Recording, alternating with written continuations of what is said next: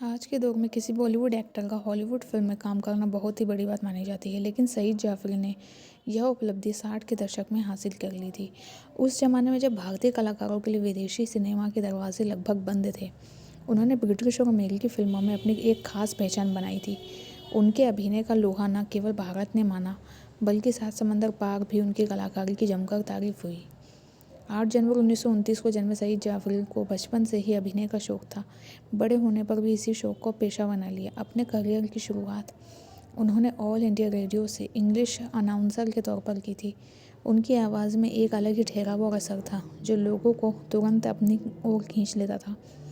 इसके बाद उन्होंने थिएटर की दुनिया में कदम रखा और साल 1951 में फ्रैंक ठाकुरदास और बेंजी बेनेगल के साथ में मिलकर अंग्रेजी थिएटर कंपनी यूनिटी थिएटर की शुरुआत की। थिएटर से फिल्मों तक का सफ़र सईद जाफरी के लिए आसान नहीं था, लेकिन उनकी मेहनत रंग लाई। उन्होंने फिल्म गुरु से सिनेमा की दुनिया में कदम रखा था और धीरे धीरे अपनी अलग पहचान बना ली। अपना फिल्मी करियर लगभग 6 दशक तक लंबा चला, जिसमें उन्होंने 150 से ज़्यादा फिल्मों में काम किया। खास बात यह रही कि सिर्फ हिंदी ही नहीं, बल्कि ब्रिटिश और अमेरिकी फिल्मों में भी वो शामिल थे।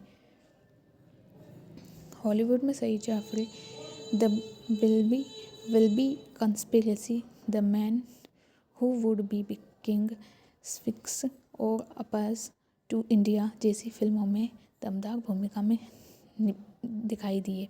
रिचर्ड एटनबरो की फिल्म गांधी में भी उनका खूब नाम सराहा गया। वे ब्रिटिश और कनाडाई फिल्म अवार्ड के लिए नॉमिनेट होने वाले पहले एशियाई कलाकार भी बने।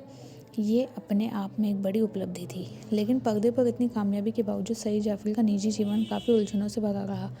एक सफल अभिनेता जरूर थे, लेकिन एक पति और पिता के तौर पर वो असफल माने जाते रहे। उनकी पहली शादी मधु से हुई थी, जो एक्ट्रेस और बाद में मशहूर लेखिका बनी। दोनों की मुलाकात थिएटर के दौरान और साल 1958 में हुई थी और उन्होंने शादी कर ली। शादी के बाद दोनों के बीच में मतभेद होने लगे। कहा जाता है कि सईद जाफरी पर ब्रिटिश जीवन शैली का ज़्यादा असर था और वे अपनी पत्नी को भी उसी अंदाज में देखना चाहते थे। इसी वजह से रिश्ते में दूरियां आ गई। इस शादी से उनकी 3 बेटियां हुई, लेकिन इसके बावजूद दोनों का रिश्ता ज़्यादा समय तक नहीं चल सका। 1966 में तलाक हो गया।